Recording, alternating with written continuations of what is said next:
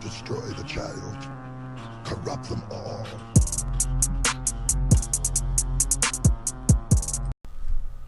Well, another fake gas attack. It makes me think about Britain.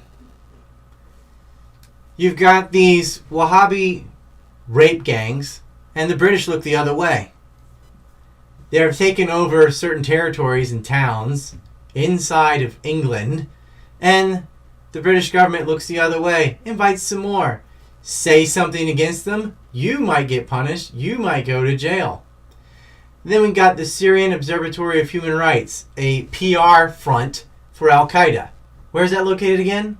Oh yeah, Britain. And then finally, you've got the White Helmets, an NGO with a medical theme that is another PR firm that does film work using children as props. They don't care. For Al-Qaeda. They are strictly anti-Assad. And who set that up again? Oh yeah, British MI6. So you have the White Helmets, the Syrian Observatory of Human Rights, and then you have all these Wahabi lunatics running around England, Wales, all over Britain, and the British government takes their side. Well, that's what Israel wants. You had Israel doing a turkey shoot in Gaza, murdered over 30 people, shot the press, shot children. Then you had the British blaming the Russians for this poison scandal, and oh, lo and behold, they're actually recovering in the hospital, and it was not this nerve agent. But all that news got swept away because the British White Helmets decided to do some atrocity propaganda and blame it on Assad. Donald Trump had just said we need to get out of Syria, and very soon. So what happens? Just like clockwork, British intelligence arranges a propaganda piece to get Western governments to try to topple Assad. Now, what exactly is the plan if Assad does go? How did it turn out in Iraq? How did it turn out in Libya? And since when did the United States give a damn about dying children? There are children dying in Yemen right now and have been, and the U.S. and Britain are doing an arms trade with Saudi Arabia constantly. It's like a bribe to look away so they don't see their human rights violations. They don't care. But the British from day one have been cucking for Al-Qaeda. On immigration, on crime, on rape rings, and they give propaganda, anti-Assad propaganda, constantly. And the Israelis, they're Al-Qaeda's air force. They just hit Homs. That's HOMS. And they're hitting Homs, too. Always hitting Assad, never striking ISIS. ISIS is on its way out. They're gone. And then lo and behold, the Turks and the French and the British and the Israelis, they all want to up the war game. They can't let Assad have a victory. Got to keep that balanced out. So why is Britain becoming the PR, the privateer-style humanitarian facade for Al-Qaeda? What's their interest?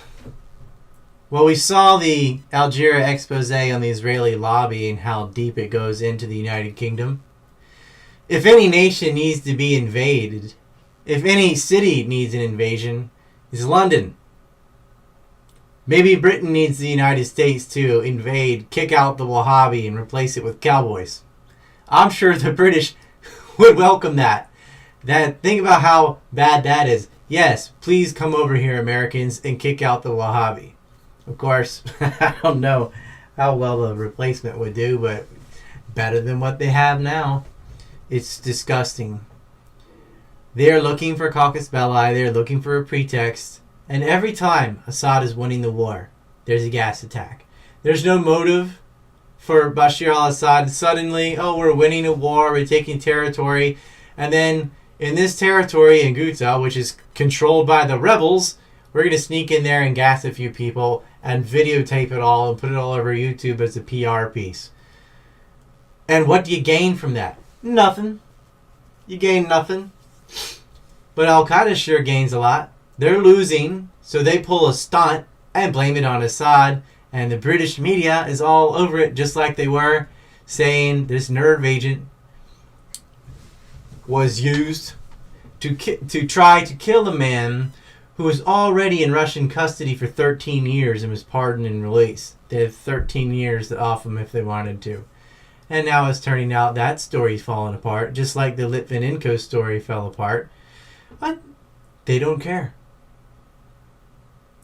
Britain needs an intervention. They need to kick the Wahabi out of their own country because they are doing everything for anyone other than the British people. And then you wonder why there's a Brexit. And people say, oh, Brexit's just a bunch of racists. There may have been a few racists. There's racists everywhere. I mean, I personally think it's pretty racist to bomb the hell out of countries and kill people and kill children and put sanctions on countries and starve them to death. And whether you're racist or not, you're murdering a bunch of people of another race, which is a lot worse than your attitude of supremacy. But no, there are a lot of reasons for Brexit. There are a lot of reasons the British people wanted out.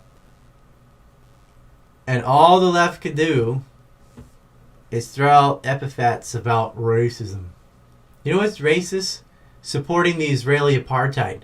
Supporting ethnic cleansing and racial colonization. That's actually racist. But no, you can't touch that because racism's one-directional. The only people who are allowed to be racist are white people. No one else can be. Any minority doing something to another minority, well, that doesn't matter. That's just defense. The media tells you whatever you pay for. And Israel has a huge lobby and Palestine doesn't. Syria doesn't have a big presence in the UK. But the Wahabi nuts do. Because who financed these radical madrasas in the first place? The CIA and MI6. So that's why they're doing what they're doing in Syria and saying what they're saying, and everybody can see through it. And I hope, because I've given up on the UK. They're just going to do what they're going to do. But the American people were active enough to get Congress to prevent Obama from using ground troops, and I hope that they will do the same for Trump.